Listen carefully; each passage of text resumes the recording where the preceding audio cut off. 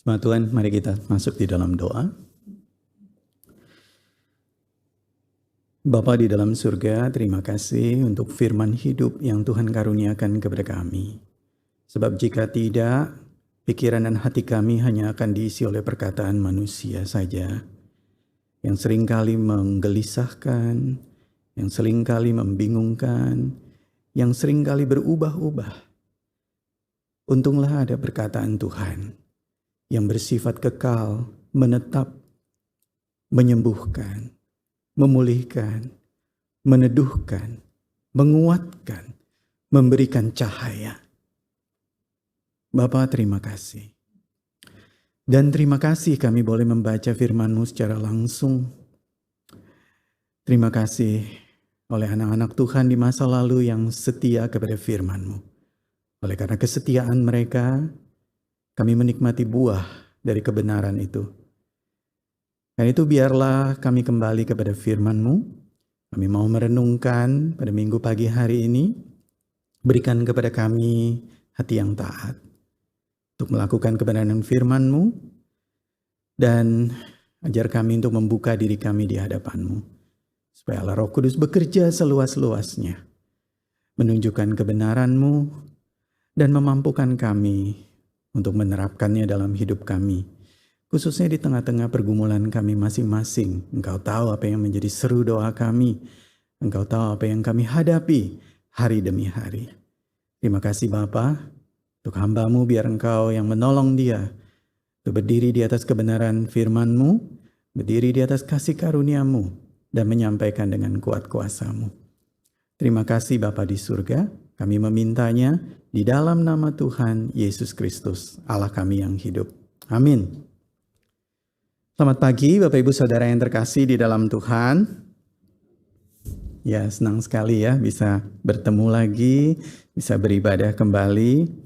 Khususnya dalam minggu pagi hari ini, karena hari ini kita membahas satu tema yang lumayan spesifik ya, yaitu tentang berhubungan tentang reformasi.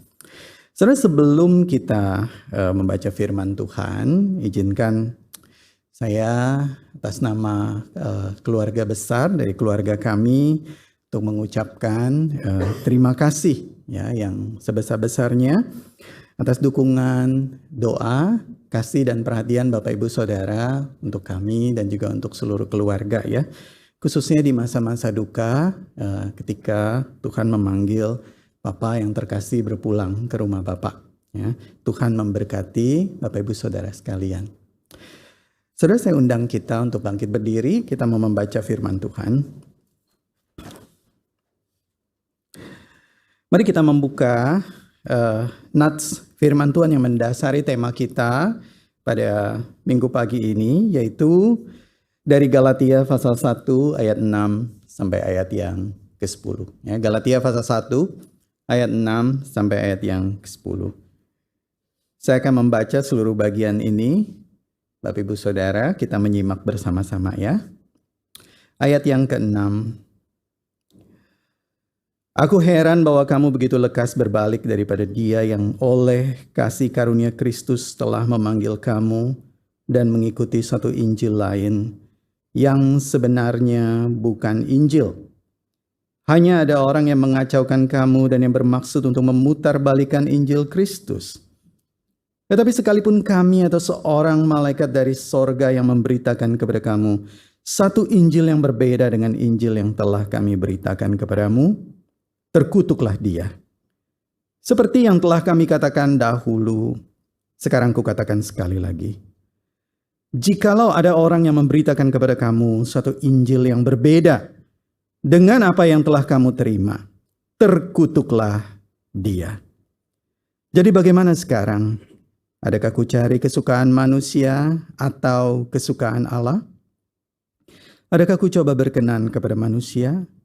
Sekiranya aku masih mau mencoba berkenan kepada manusia, maka aku bukanlah hamba Kristus. Demikianlah firman Tuhan. Silakan duduk.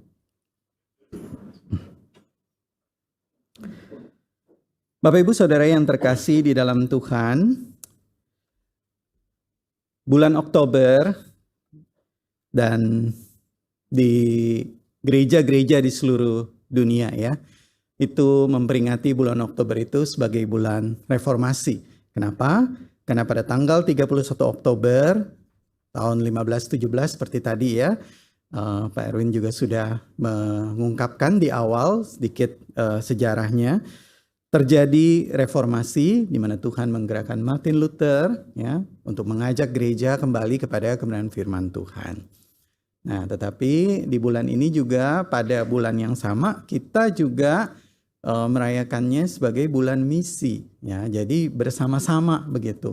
Semangat reformasi, semangat misi untuk kembali kepada firman Tuhan dan membagikan Injil Kristus. Nah, biasanya waktu kita berbicara tentang reformasi itu ada 5 sola ya atau 5 butir pengajaran yang paling mendasar. Nah, nanti di minggu-minggu berikutnya akan diulas semuanya hal ini ya. Mulai dari sola scriptura, hanya firman Tuhan satu-satunya kebenaran, sola fide, hanya iman, lalu sola gratia, kita diselamatkan hanya karena kasih karunia Tuhan, solus Christus. Kita boleh datang mendekat kepada Allah Bapa hanya melalui anaknya, yaitu Tuhan Yesus, dan soli Deo Gloria. Seluruh aspek kehidupan kita mulai buka mata sampai tutup mata, itu hanya untuk kemuliaan Tuhan. Saudara, saya akan review sedikit apa sebetulnya yang terjadi di seputar reformasi itu ya. Tentunya tidak bisa seluruhnya secara detail, karena reformasi itu bukan cuma bicara soal iman, bukan cuma bicara soal teologis gitu, bukan ya. Tetapi reformasi itu juga adalah pergolakan politik pada waktu itu, pemerintahan raja dan sebagainya. Mulai dari kekuasaan Katolik pada waktu itu Roma Katolik, lalu ada gerakan reformasi dari Protestan dan juga ada kontra reformasi dari Katolik dan banyak sekali pertumpahan darah di sepanjang sejarah itu. Nah, tetapi kita hanya akan fokus sedikit saja ya pagi hari ini, yaitu apa yang terjadi dengan Martin Luther. Nah, jika Bapak Ibu Saudara ingat, beberapa waktu yang lalu saya pernah menyinggung ya tentang pembangunan Basilika Santo Petrus, dan ini tentunya sudah sesuatu yang umum ya. Bapak Ibu Saudara pasti sudah familiar dengan hal ini. Jadi karena pada waktu itu Paus ingin sekali memugar ya atau membangun Basilika Santo Petrus. Jadi kalau saudara punya kesempatan untuk datang ke Vatikan gitu ya dan melihat Basilika Santo Petrus, nah biasanya kalau ada pemilihan gitu ya, Paus yang baru itu akan diumumkan, beliau akan naik dari atas begitu ya, dan akan kelihatan dari bagian atasnya itu megah sekali, luar biasa sekali ya, Basilika Santo Petrus. Dan ini sesuatu yang baik ya, yang besar. Nah, cuma karena ada masalah kekurangan dana pada waktu itu ya. Jadi dananya butuh besar sekali tentunya karena bangunannya juga besar. Jadi dana yang dibutuhkan besar sekali. Uang yang masuk tidak cukup pada waktu itu. Jadi apa yang harus dilakukan? Yang dilakukan adalah penjualan surat yang disebut sebagai indulgensia.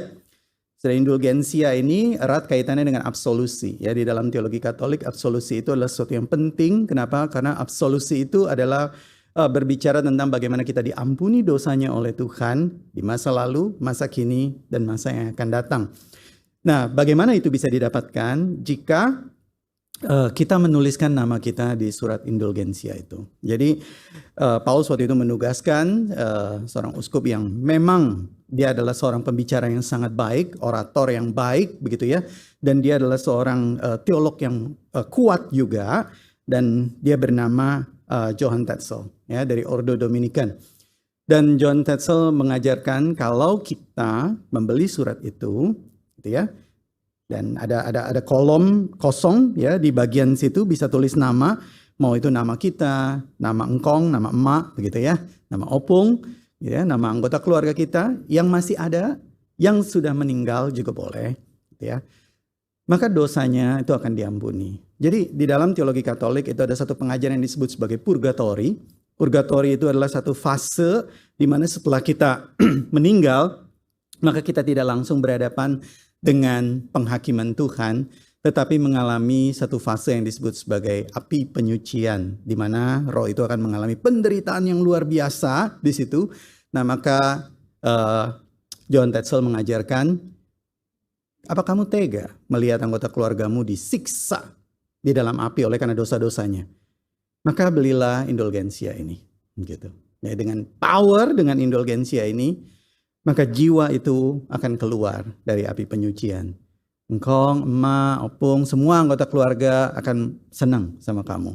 Ya, jadi orang-orang ini juga akan terdorong, mereka memberikan. Banyak nggak uang yang masuk? Oh banyak, saudara. The power of religion, ya, banyak sekali itu. Uang yang masuk itu besar sekali. Dan Tetzel ini adalah orator yang pintar, dia sangat pintar. Jadi ada apa? Catchy phrase di situ ya. As soon as the coin in the coffer rings, the soul from purgatory springs. Bagus ya, begitu. Jadi orang ramai-ramai membeli. Nah, satu pagi ada seorang uskup yang masih sangat muda pada waktu itu, usia sekitar 30-an, dia seorang doktor teologi dan dia mengajar di Jerman. Dan dia juga adalah pemimpin dari satu gereja pada waktu itu. Suatu kali dia berjalan dan dia melihat salah satu jemaatnya duduk di pinggir jalan, ya, sambil memegang botol, gitu ya, botol minuman keras. Mungkin tulisannya Ankerbir kali ya. Di Jerman lain, begitu ya. Dan dia minum, begitu ya. Dia minum dengan bebas, begitu. Nah, uskup ini bernama Martin Luther. Luther berkata, kok kamu nggak pergi ke gereja pagi-pagi begini? Ngapain kamu duduk di pinggir jalan begitu? Udah begitu kamu minum-minum lagi. Lalu dengan tenang dia sambil minum glok-glok-glok begitu ya. Setengah mabuk, dia mengeluarkan dari dalam jubahnya, dari dalam bajunya itu adalah surat indulgensia. Dan dia berkata, dosaku sudah diampuni, dosa di masa lalu, dosa di masa kini, dan dosa di masa depan. Apapun yang akan aku lakukan, Tuhan tidak akan menghukum aku. Wah, Luther marah sekali. Martin Luther sangat marah pada waktu itu. Dan disitulah dia kembali membaca firman Tuhan. Dan dia menyadari bahwa kalau orang itu tidak kembali kepada firman Tuhan, pengajarannya bisa sangat salah. Dan itu berdampak di dalam kehidupan masyarakat. Masyarakat menjadi bisa hidup semau-maunya pada waktu itu. Saudara, karena dorongan seperti itu, kegelisahan yang demikian, Martin Luther memakukan, dia menulis 95 dalil ya yang disebut sebagai 95 thesis ya di pintu gereja Wittenberg, tadi sudah disebutkan. Saudara, praktek ini, nah kalau kita mungkin agak aneh ya. Ngapain juga misalnya pendeta begitu ya, dia tulis protes begitu kepada sinode, lalu dipantek di depan gereja GBBB begitu ya, atau dipantek di depan gereja di mana gitu, itu bisa dicekal, itu nggak boleh kayak begitu. Tapi kalau pada waktu itu adalah hal biasa untuk mengungkapkan pendapat dan memakukannya. Jadi kalau kita lihat di samping-sampingnya juga sudah ada tuh ya pantekan-pantekan yang gitu. Nah, cuma tulisan Luther itu memang provokatif. Jadi tulisan Luther itu berani sekali ya. Bahkan dia berani menentang paus pada waktu itu. Nah, pada waktu itu memang masih gereja Roma Katolik memegang satu pengajaran yang disebut sebagai ketidakbersalahan paus ya. Itu ada satu doktrin khusus tentang hal itu. Sekarang sudah berubah hal itu. Nah, tetapi pada waktu itu masih seperti itu. Jadi kalau kita berani menentang paus, itu benar-benar adalah sesuatu yang sangat amat salah. Itu sama seperti berani menentang Tuhan. Karena seperti pengajarannya adalah Tuhan Yesus yang memberikan kunci gereja kepada Petrus sebagai paus yang pertama. Kalau ada orang yang berani menentang orang yang Tuhan percayakan, dia layak dihukum mati. Nah, jadi seperti itulah keberanian Luther pada waktu itu, atau bisa dikatakan kenekatan dia, Bapak Ibu Saudara, melawan otoritas agama dan juga otoritas politik. Karena paus itu bisa dikatakan lebih tinggi daripada raja dan pemerintah, ya. Jadi di sini kita bisa melihat tentu saja tindakan Luther itu langsung menarik perhatian orang banyak dan langsung menarik perhatian pemimpin-pemimpin gereja. Maka tidak lama kemudian Luther itu dipanggil, ya, dicekal, dipanggil di dalam satu pertemuan yang disebut sebagai Diet of Worms. Diet of Worms ini bukan diet dalam arti saya mau diet, nggak mau makan daging misalnya gitu ya. Bukan ya. Diet ini maksudnya adalah assembly. Atau kalau kita itu di dalam sejarah gereja disebut sebagai seperti konsili ya. Jadi para pemimpin gereja itu berkumpul, mulai dari paus, uskup, ya, archbishop dan lain sebagainya, semuanya berkumpul di situ dari berbagai tempat. Untuk apa? Untuk mengadili Luther, gitu. Ini orang muda kebangetan ya, baru lulus belajar teologi, pemimpin apa segala macam, berani ngomong kayak begitu, tangkap dia, gitu ya. Suruh berdiri. Maka Luther diminta untuk menyatakan sebenarnya kamu itu keberatannya apa. Lalu dia utarakan semuanya. Maka pemimpin persidangan pada waktu itu hanya mengatakan, Luther, kamu diminta untuk recant. Jadi menarik kembali semua kalimat-kalimatmu, maka kamu akan dibebaskan. Apa jawab Martin Luther pada waktu itu? Nah, inilah satu kutipan yang sangat terkenal ya. Biasanya disebut sebagai "Here I stand." Maka Luther berkata, "My conscience is captive to the word of God. Thus I cannot and will not recant. Because acting against one's conscience is neither safe nor sound. Here I stand. I can do no other. God help me." Luther mengatakan, hati nurani saya sudah tertawan oleh firman Allah. Karena itu saya tidak dapat dan tidak akan menarik kembali kata-kata saya. Karena mengingkari hati nurani sendiri itu adalah tindakan yang tidak aman dan itu tidak baik. Disinilah saya berdiri. Saya tidak dapat melakukan hal yang lain. Kiranya Allah menolong saya. Saudara, apa yang terjadi setelah itu? Maka dikeluarkanlah surat keputusan untuk mengekskomunikasi Martin Luther. Jadi ekskomunikasi itu adalah bentuk disiplin gereja untuk mengeluarkan seorang pemimpin yang tidak tunduk ya, atau yang disebut dalam tanda kutip membangkang begitu ya, bentuk disiplin gereja. Nah, tetapi yang terjadi berikutnya sebenarnya bukan hanya ekskomunikasi, tetapi adalah pengejaran untuk pembunuhan. Begitu ya, banyak sekali terjadi dari pengikut-pengikut baik yang dari sisi Katolik maupun dari sisi Protestan, terjadi akhirnya baku hantam di dalam sejarah reformasi seperti itu.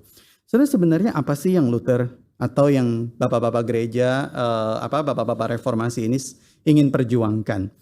Dan sekalipun reformasi ini terjadi di Jerman, ya, itu riak-riaknya terjadi di kota-kota lain. Khususnya adalah kota-kota yang tidak terlalu menaruh respect, begitu ya. Atau sebetulnya rajanya itu ingin melakukan satu perlawanan politik terhadap Roma, begitu ya. Misalnya seperti Inggris, gitu. Atau Prancis. Ya, salah satunya adalah John Calvin yang memimpin. Ya, kita tahu John Calvin terkenal sekali. Lalu di Inggris juga kita punya yang menjadi bapak pendiri atau bapak dari denominasi Presbyterian. Nah, Bapak Ibu Saudara harus tahu namanya ya. Siapa namanya? Mau ditunjuk nggak dari sini? Siapa namanya? Ya PR ya buat kita ya. Nanti di K2 dibahas gitu. Bapak Ibu Saudara, sebenarnya apa sih yang sedang dicari oleh para reformator ini? Saudara, yang mereka cari sebenarnya adalah satu kerinduan untuk kembali kepada akar pengajaran yang murni dari Alkitab. Atau yang disebut sebagai back to the Bible. Tadi dikatakan kalau mendengar istilah Protestan, wah orang Protestan ini adalah orang yang suka protes. Di sini protes, di situ protes, begitu ya. Ini warisan dari siapa? Oh, dari Martin Luther gitu. Kenapa? Karena orangnya suka protes kayak begitu. Sebenarnya Protestan itu bukan suka protes. Ya. Protestan itu berasal dari bahasa Latin. Yang pertama adalah protestari. Protestari itu artinya to testify, berani untuk bersaksi. Bersaksi bahwa saya pengikut Kristus. Bersaksi bahwa saya setia kepada firman Tuhan. Saya setuju dengan Injil Tuhan. Itu protestari. Ya. Yang kedua, Protestan juga berasal dari kata protestamentum. Apa itu protestamentum? Protestamentum adalah satu sikap yang berpihak atau berpegang teguh pada kitab suci. Alkitab sebagai firman Tuhan yang memegang otoritas tertinggi dalam kehidupan umat. Bukan perkataan manusia atau institusi. Nah, bagi kita mungkin hal ini tidak terlalu, ya iyalah firman Tuhan yang tertinggi. Saudara, tapi bagi orang-orang yang hidup pada waktu itu, ini sangat berpengaruh. Kenapa? Karena power dari gereja itu begitu kuatnya mencengkram kehidupan masyarakat. Itu betul-betul luar biasa. dan jemaat tidak bisa membaca firman Tuhan langsung. Jadi hanya bisa mendengarkan, ya, uskupnya berbicara. Dan itu khotbahnya pun disampaikan dalam bahasa Latin. Ya, jadi jemaat tidak bisa bahasa Latin. Jadi kalau sudah ibadah ya udah nggak ngerti gitu ya. Nah, jadi waktu itu benar-benar terjadi perombakan yang luar biasa. Luther mengatakan nggak boleh, harus firman Tuhan yang memegang kekuasaan tertinggi. Itu yang disebut sebagai regula fidei. Bapak Saudara, mungkin ada di antara kita yang bertanya, oke, kalau begitu kan Alkitab itu katanya firman Tuhan, pemegang kekuasaan tertinggi. Tetapi Alkitab itu ditulis oleh manusia, ya kan? Misalnya seperti yang tadi, surat Galatia, itu ditulis oleh Paulus, bukan perkataan Tuhan. Wahyu, tulis oleh Yohanes, bukan perkataan Tuhan. Bulan-bulan lalu kita belajar tentang Keluaran, ditulis oleh Musa, bukan ditulis oleh Tuhan. Jadi gimana dong Pak Yudi? Sudah sekalipun ditulis oleh tangan manusia, Alkitab itu dikatakan dihembuskan atau diinspirasikan oleh Allah Roh Kudus. Sama seperti kalau kita bicara, kita tidak akan pernah bisa mengeluarkan satu syllable, satu kata pun kalau kita tidak berhembus, tidak bernafas. Ya. Jadi kalau kita tidak begitu, terasa nafasnya, kita tidak akan bisa bicara. Jadi waktu firman Tuhan mengatakan di dalam 2 Timotius 3 ayat 16, segala tulisan diilhamkan Allah, itu bermanfaat untuk mengajar dan seterusnya. Itu 2 Timotius itu menggunakan satu terjemahan, segala tulisan dihembuskan oleh Allah. Jadi seperti seolah-olah waktu Allah berhembus, Allah bernafas, itu adalah Allah sedang berbicara. Begitu. Dan fakta yang lain yang menunjukkan ini, ada banyak argumentasi sebetulnya ya, ada banyak bukti yang menunjukkan bahwa Alkitab adalah firman Allah. Nah, pagi hari ini saya tunjukkan satu saja. Alkitab itu ditulis paling tidak oleh 40 penulis, ya, 40 orang penulis, kurang lebih. Dan sebagian besar dari mereka tidak saling mengenal satu sama lain. Musa tidak mengenal sama Paulus, ya hidupnya juga di zaman yang berbeda, begitu ya. Lukas tidak kenal dengan Daud, begitu. Dan lain sebagainya. Latar belakang mereka juga berbeda-beda. Dan membutuhkan rentang penulisan kira-kira 1000 tahun lebih. Gitu. 1200 tahun sekian mulai dari Kejadian sampai Wahyu. Nah tetapi kalau kita kumpulkan 66 kitab itu tulisannya itu memuat satu pesan sentral yang sama, yaitu Yesus. Nah itulah sebabnya di dalam Lukas 24 ayat 27, di sana dikatakan, lalu Yesus menjelaskan kepada mereka apa yang tertulis tentang Dia di dalam seluruh kitab suci. Saya berikan penekanan dengan kata itu ya. Di dalam seluruh kitab suci, mulai dari kitab-kitab Musa, yaitu Kejadian, Keluaran, Imamat, Bilangan, Ulangan, dan segala kitab nabi-nabi sampai kepada Maleaki. Artinya Tuhan Yesus mau mengatakan apa? Seluruh perjanjian lama, mulai dari Kejadian sampai Maleaki, itu berbicara tentang saya. Tuhan Yesus bilang begitu. Saudara, seluruh perjanjian lama berbicara tentang Tuhan Yesus. Seluruh perjanjian baru berbicara tentang Tuhan Yesus. Berarti apa? Berarti seluruh kitab itu memiliki satu fokus yang sama. Kok bisa ya? Begitu.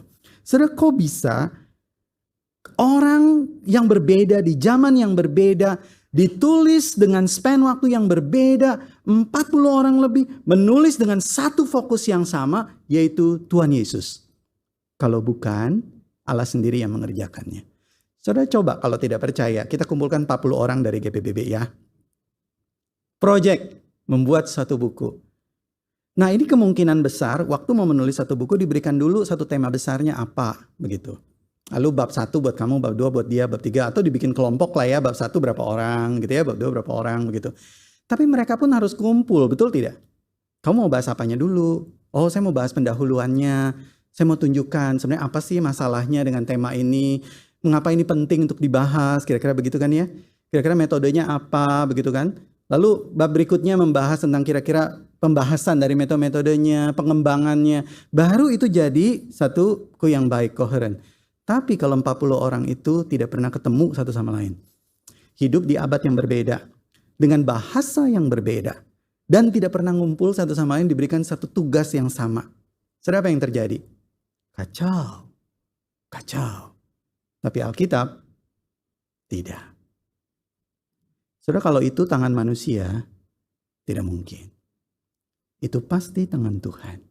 Tangan Tuhan yang menginspirasikan, yang membimbing si penulis-penulis itu untuk berbicara tentang karya keselamatan Allah, Mulai dari kejadian penciptaan, di mana Allah berkemah bersama-sama dengan manusia. Dia firman, dalam firman dia menciptakan, lalu kejatuhan, dan terus sampai kepada Maleakhi, Tuhan menjanjikan Mesias, sampai kepada perjanjian baru Kristus. Dan fokusnya adalah Tuhan Yesus. Bari betul dikatakan bahwa Alkitab adalah firman Tuhan. Dan itulah sebabnya Rasul Paulus itu begitu kesal, begitu geram kepada jemaat Galatia. Kenapa? Aku heran bahwa kamu begitu lekas berbalik daripada Dia yang oleh kasih karunia Kristus telah memanggil kamu dan mengikuti satu Injil yang lain. Yang sebenarnya bukan Injil, hanya ada orang yang mengacaukan kamu dan bermaksud untuk memutarbalikkan Injil Kristus. Saudara, jemaat Galatia ini didatangi oleh orang-orang lain ya, dan ditawari Injil yang lain. Saudara, jemaat Galatia ini dirintis oleh Rasul Paulus di dalam salah satu pelayanannya, ya, yaitu pelayanan misionaris yang pertama. Kita tahu Rasul Paulus punya 3 pelayanan misionaris, dan di dalam pelayanan misionaris yang pertama, Rasul Paulus mengunjungi kota-kota Galatia Selatan, itu Galatia yang bagian bawah. Itu misalnya adalah termasuk di dalamnya Iconium, Listra, dan Derbe. Tapi tidak lama kemudian setelah Rasul Paulus mengadakan KKR di sana, di berbagai tempat mengajar begitu ya. Nah, para Judaizer itu orang-orang Yahudi, orang-orang yang tidak suka dengan Rasul Paulus, utusan-utusan dari imam-imam kepala itu berusaha datang untuk mengacaukan jemaat ini dan berkata, kamu diajarin sama Paulus apa? Kita bisa diselamatkan kalau kita beriman, percaya dan beriman kepada Tuhan Yesus. Itu kasih karunia. Bohong, kata mereka begitu. Dari dulu, dari sejak zaman nenek moyang, kita diajarkan adalah kalau kamu mau diterima oleh Tuhan, kamu harus melakukan hukum Taurat dengan detil titik komanya. Kalau kamu tidak melakukan hukum Taurat, kamu binasa. Katanya begitu, diajarkan. Jadi ini adalah satu pengajaran yang disebut namanya legalisme. Saudara, legalisme itu adalah penerimaan oleh Allah karena melakukan hukum-hukum Tuhan. Kita baru bisa diterima oleh Tuhan kalau kita melakukan hukum-hukum Tuhan. Nah, itu sebabnya disebut legal, ya, legalisme. Dari kata legal, hukum. Saudara, di dalam perjalanan Rasul Paulus kembali ke Antioquia.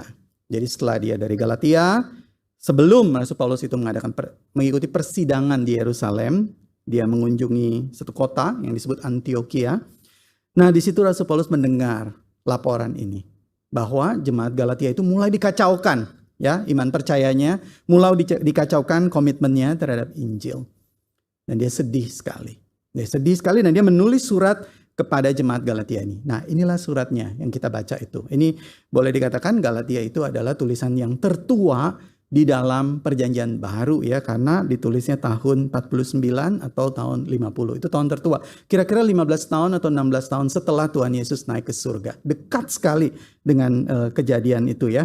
Nah, sikap Paulus apa terhadap para pengajar sesat? Yang pertama, dia menegaskan otoritas kerasulannya. Dia mengatakan, aku adalah rasul oleh karena kasih karunia dari Tuhan Yesus Kristus. Bukan karena kata orang. Kata Rasul Paulus begitu. Tapi karena Tuhan Yesus Kristus dan kasih karunia-Nya. Yang kedua, dia menegaskan bahwa legalisme adalah Injil palsu yang tidak sesuai dengan Injil Kristus.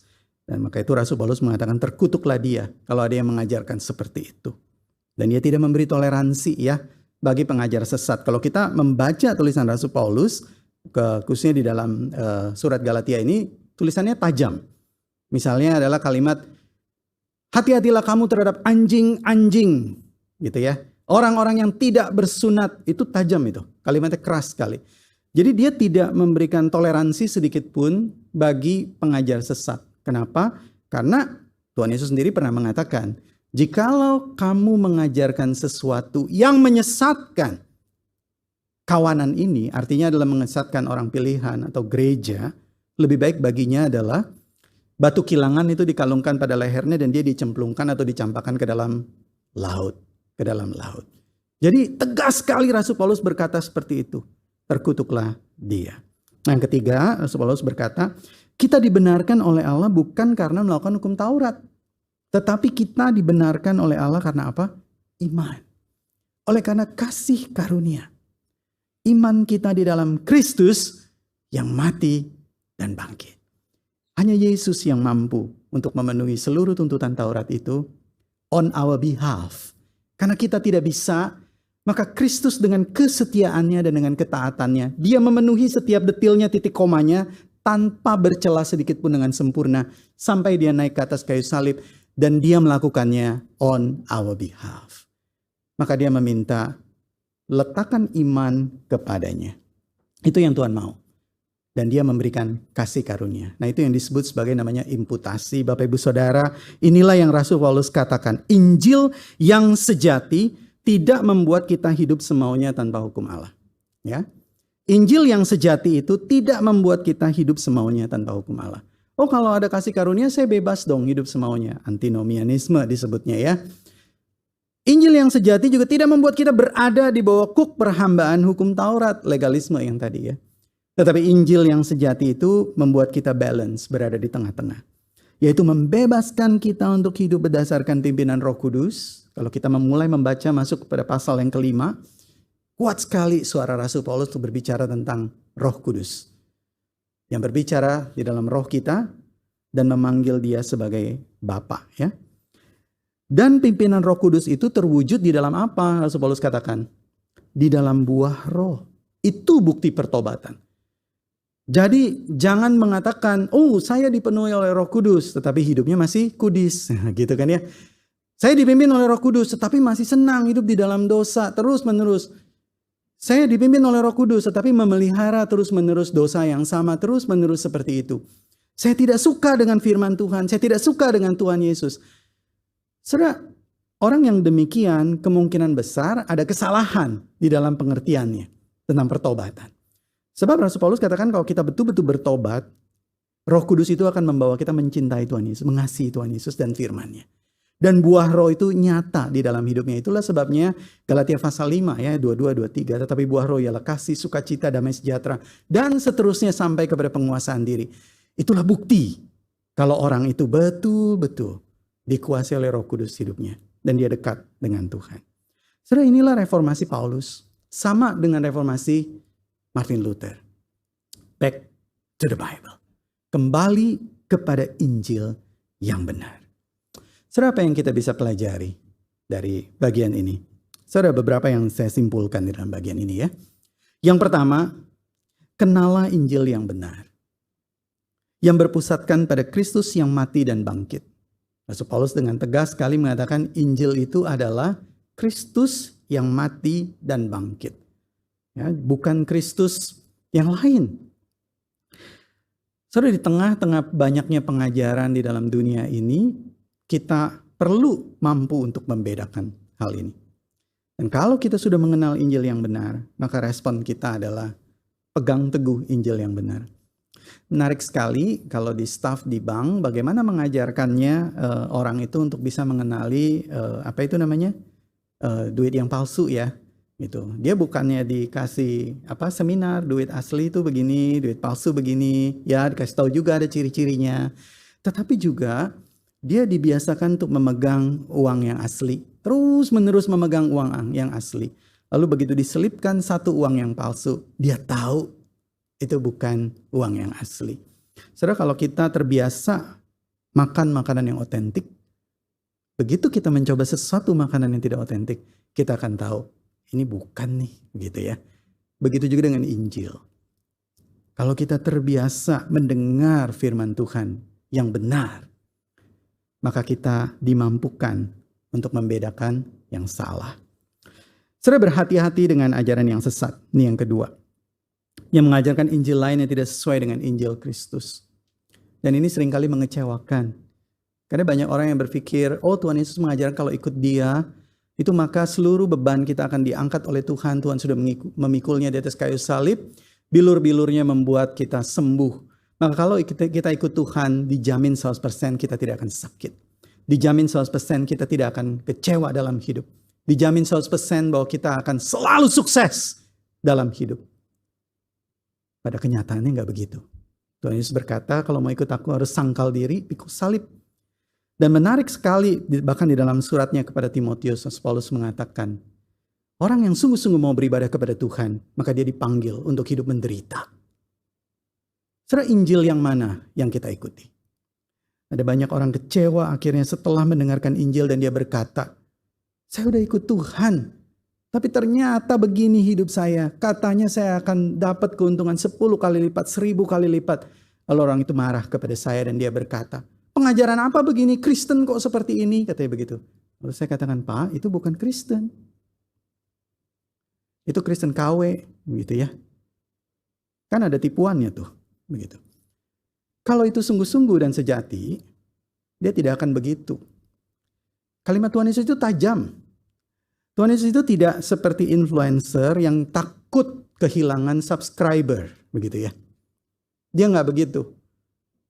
Waktu dia dikerumuni oleh orang banyak mengikut begitu, Tuhan Yesus berbalik dan berkata kepada mereka semua, kalau kamu mau mengikut aku, kamu harus menyangkal diri, pikul salib dan ikut aku setiap hari. Satu-satu orang itu meninggalkan Tuhan Yesus jadinya. Jadi memang betul-betul dikatakan jalan untuk masuk ke rumah Bapa, Tuhan Yesus katakan itu adalah pintu yang sempit. Saudara, ini adalah Injil yang sesungguhnya. Yang ketiga, kita diminta untuk berani untuk menolak ajaran yang sesat dengan ketegasan dan sikap yang berhikmat. Dan yang terakhir, gunakan Injil sebagai senjata kebenaran. Seperti Martin Luther, seperti Rasul Paulus ya. Maka respon kita apa? Bersaksi. Karena kita adalah Protestan. Protestari. Berani untuk bersaksi dan berkata, saya berdiri di atas Injil yang benar, saya bersaksi. Bersaksinya dengan apa? Bukan cuma dengan kata-kata. Tapi Rasul Paulus katakan dengan buah roh. Bersaksi dalam hidup kita setiap hari. Di dalam pekerjaan kita, di dalam apapun yang kita lakukan. Tapi saudara, izinkan saya untuk memberikan satu encouragement bagi kita. Karena Tuhan sudah mendorong kita untuk kita berpegang dan berdiri di atas Injil yang benar, maka biarlah kita setia mengajarkannya. Bukan hanya dari atas mimbar ini, tapi setiap kita dipanggil untuk mengajarkannya. Guru-guru sekolah minggu yang mengajar anak-anak. Atau kita merasa berat, atau kita merasa mungkin monoton, atau kita merasa persiapan kurang. Mari datang lagi pada Tuhan dan setia. Kenapa? Itu panggilan dari Tuhan. Kita para bapak dan para ibu yang mengajar anak-anak kita tentang firman Tuhan. Tuhan minta kita untuk setia mengajarkannya dalam hidup kita. Begitu juga setiap kita di dalam aspek kita masing-masing ya, aspek hidup kita masing-masing. Saudara, ini adalah pesan firman Tuhan pagi hari ini yang bisa kita bawa pulang. Jika hidup kita berpijak pada Injil yang benar dan berani menolak Injil yang palsu, maka biarlah kuasa Injil yang nyata itu terlihat ya, melalui hidup yang diubahkan setiap hari oleh Tuhan. Buah roh itu terlihat. Dan biasanya buah itu terlihat justru di tengah-tengah pergumulan kehidupan. Waktu kita sedang berada dalam tekanan, waktu kita sedang mengalami kehilangan dan kedukaan, apa respon kita? Apakah kita akan sama seperti orang-orang yang tidak berpengharapan? Atau mata kita itu memandang kepada Tuhan dengan iman? Itu Injil yang kekuatannya dahsyat sekali. Yang Tuhan katakan, kamu akan menerima kuasa kalau Roh Kudus turun ke atas kamu. Itulah kuasa yang bisa memberi dampak bagi banyak orang. Waktu kita sedang bergumul di dalam pekerjaan kita, bagaimana kita meresponinya? Itulah yang dilihat oleh orang-orang di sekeliling kita. Dan biarlah mereka melihat buah roh dalam hidup kita. Saudara, mari kita masuk di dalam doa.